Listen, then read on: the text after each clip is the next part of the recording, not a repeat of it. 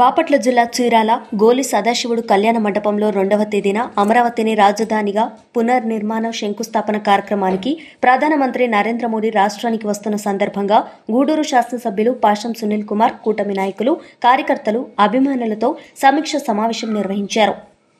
ఈ సందర్భంగా ఆయన మాట్లాడుతూ చీరాల నియోజకవర్గం నుండి 5,000 మందిని అమరావతికి తరలించాలి.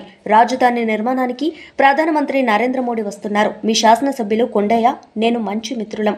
ఆయన అత్యవసర పనుల మీద వెళ్తూ నన్ను ఇక్కడికి పంపించారు. నేను గూడూరు మున్సిపల్ చైర్మన్గా, శాసనసభ్యులుగా కూడా గెలిచాను. ఇది 2వసారి శాసనసభ్యులుగా గెలవడం. కూటమి నాయకులందరూ కూడా జన సమీకరణ చేసుకుని 2వ తేదీన జరిగే రాజధాని నిర్మాణ కార్యక్రమానికి తరలి రావాల్సిందిగా కోరుతున్నామన్నారు.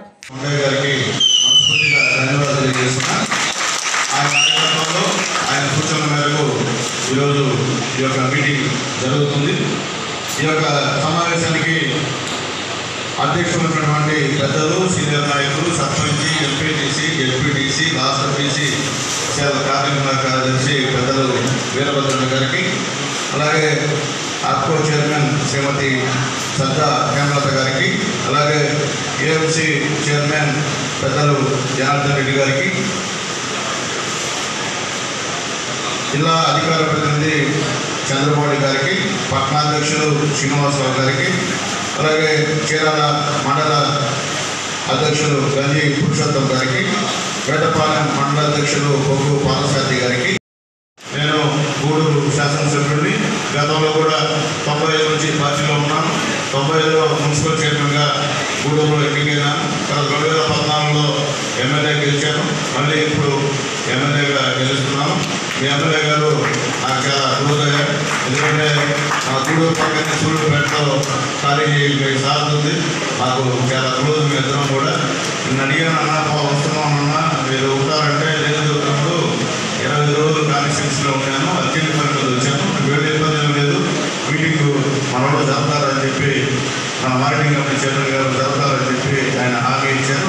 దానివల్ల ధైర్యంగా ఇక్కడ రావడం జరిగింది. లేకపోతే ఎమ్మెల్యే గారు ఉంటేనే రావాలా, కానీ మన పార్టీ తెలుగుదేశం పార్టీ ఇదంతా ఖచ్చితంగా డేట్ల ప్రకారంగా మీటింగ్లు పెట్టాలో చెప్పిన ప్రకారం మనం పోవాలి. కాబట్టి పార్టీ చెప్పింది కాబట్టి నాకు రాక తప్పదు, మీటింగ్ పెట్టక తప్పదు, మీకు చెప్పక తప్పదు, మీరు వినక తప్పదు. ఎందుకంటే మన పార్టీ సిద్ధాంతం.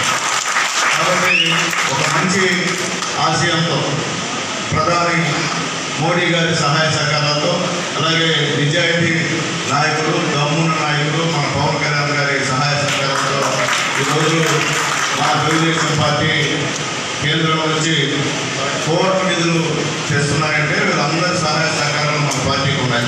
ఈరోజు ఎన్డీఏ కూడా చూసి అవతల పార్టీ వాళ్ళు భయపడుతున్నారంటే అదే మన పార్టీ యొక్క పవర్. ఈ 3 పార్టీల కలయిక, బీజేపీ, జనసేన, తెలుగుదేశం పార్టీ 3 పార్టీల కలయికే అవతల వాళ్ళ గుండెల్లో రైలు పరిగిస్తున్నాయని చెప్పే విషయాన్ని మీ అందరూ కూడా తెలియజేస్తున్నాను.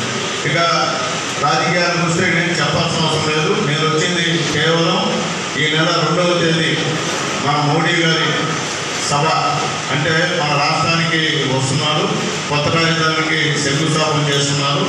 1,00,000 కోట్లతో ఇక్కడ అభివృద్ధి కార్యక్రమాలకి శంకుస్థాపన చేస్తున్నటువంటి ఆ సభకి మొత్తం రాష్ట్రం మొత్తం మీద నుంచి తెలుగుదేశం పార్టీ, జనసేన, బీజేపీ ముగ్గురం కలిసి జన సమీకరణ చేసి ఇంతమంది అమరావతికి మేము సిద్ధంగా ఉన్నాం అని మోడీ గారికి కూడా మన విషయం కూడా తెలిపేందుకు ఈ సభని జయప్రదం చేయాల్సిందిగా మన అధ్యక్షుల వారి సూచనల మేరకు ఏ కాన్స్టిట్యూన్సీ నుంచి ఎంతమందిని తీసుకురావాలన్న ఉద్దేశంతో ఈ జిల్లాల నుంచి 5,000 మందిని తీసుకురావాలని చెప్పి మీ శాసనసభ్యుల వారికి మేము తెలియజేసాం. ఖచ్చితంగా తీసుకొస్తామని చెప్పారు. అలాగే మన డిప్యూటీసీ గారు కూడా 25,000 మంది అన్నారు. ఇంకా మంచిదే, తీసుకొస్తే ఇబ్బంది లేదు, కానీ 5,000 మందికి తక్కువ ఉండాలి.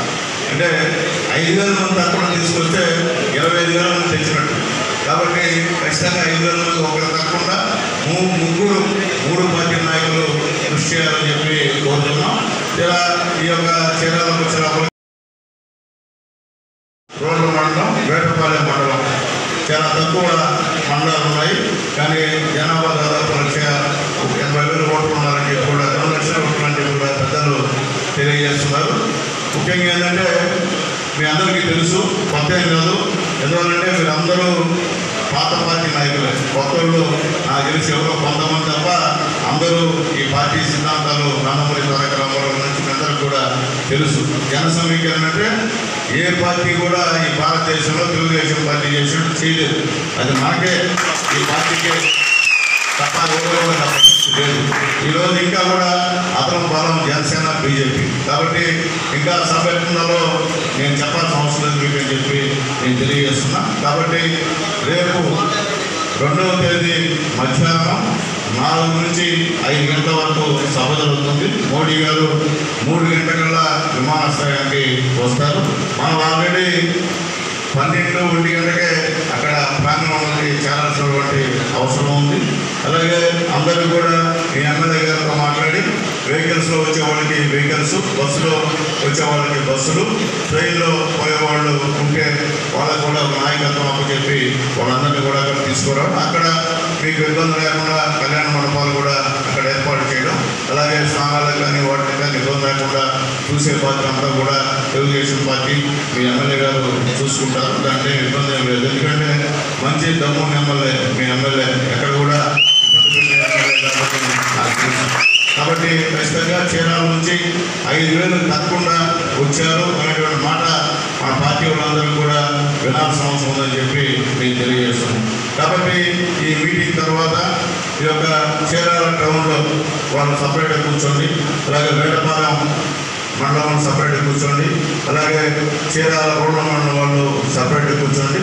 మనం సపరేట్గా కూర్చొని టౌన్లో వార్డు వైజ్ ఎంతమంది తీసుకొస్తాం, బీజేపీ వాళ్ళు అలాగే జనసేన వాళ్ళు తెలుగుదేశం కలిపి ఎంతమందిని తీసుకొస్తాం, దానికి బాధ్యత ఎవరు, ఒక్కొక్క వార్డుకి ఒకరిద్దరు బాధ్యత, మనం ఒకరం వాళ్ళు ఒకరం బాధ్యత తీసుకొని రేపు మీ అందరూ ఫోన్ నెంబర్లు మాకు ఇస్తే మా వాళ్ళు మీకు ఎప్పుడు కూడా